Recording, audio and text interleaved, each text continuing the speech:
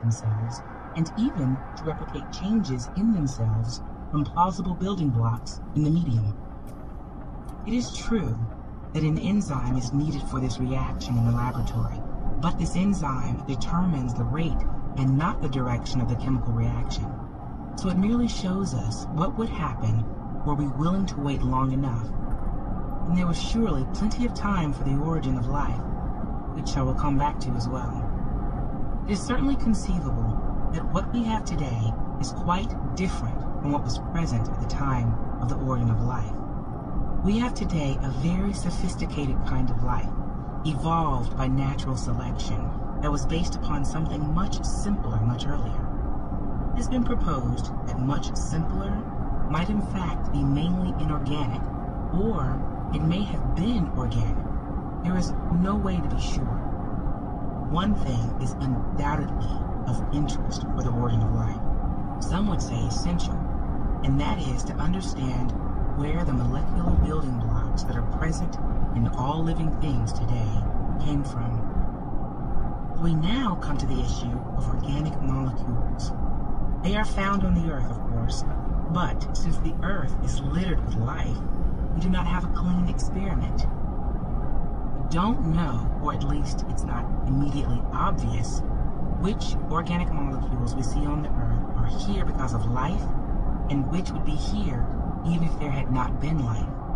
And virtually all the organic molecules that we see in our everyday lives are of biological origin. If you want to know something about organic chemistry on the Earth prior to the origin of life, it's a good idea to look elsewhere. The idea of extraterrestrial organic matter is important not just for this reason, but also because it tells us something relevant, at least about the likelihood of extraterrestrial life. If it turns out that there is no sign of organic molecules elsewhere, or they're extremely rare, that might lead you to conclude that life elsewhere was extremely rare. If you found the universe burgeoning and overflowing with organic matter, then at least that prerequisite for extraterrestrial life would be satisfied. So it's an important issue. It's an issue where remarkable progress has been made since the early 1950s, and it speaks to us, I believe, if not centrally, at least tangentially, about our origins. Astronomer Sir William Huggins frightened the world in 1910. He was minding his own business, doing astronomy, but as a result of his astronomy, the work I'm talking about was done in the last third of the 19th century. There were national panics in Japan and Russia, in much of the southern and midwestern United States.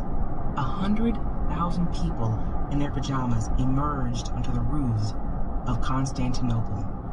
The Pope issued a statement condemning the hoarding of cylinders of oxygen in Rome. And there were people all over the world who committed suicide, all because of Sir William Huggins' work. Very few scientists can make similar claims, at least until the invention of nuclear weapons.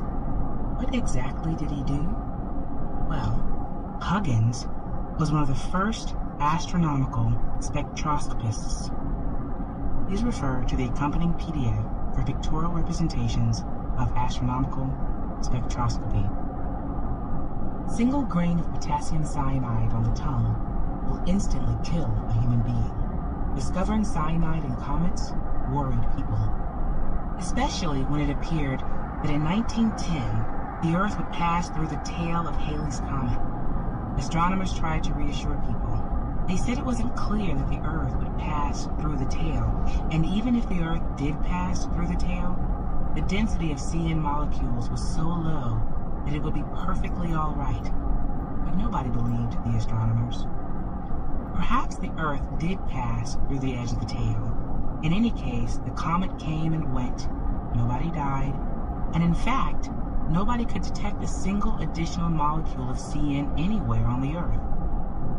William Huggins, however, did die at the time that the comet came by, but not of cyanide poisoning. Now, when we look closely at a comet, there's a tiny nucleus, a solid body that constitutes the comet everywhere, except when it's very close to the sun. The icy nucleus is typically a few kilometers across, but when it comes close to the sun, the icy nucleus outgasses mainly water vapor and produces the coma in a long and lovely tail.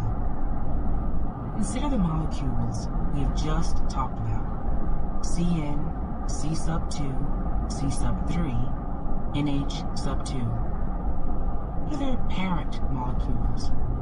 Where do they come from?